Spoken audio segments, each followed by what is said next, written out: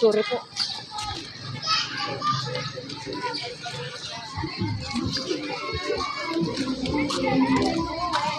Tumuktok ulit.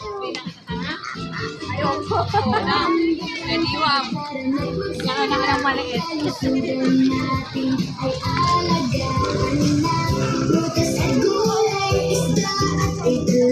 Masustansyang pagkain ang ating handog.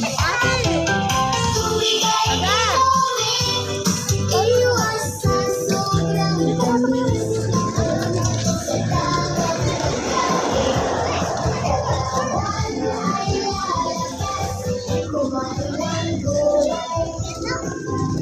Gulay ka nga, oh.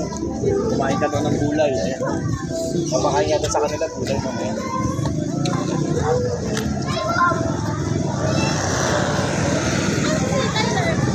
Ano sa unahan?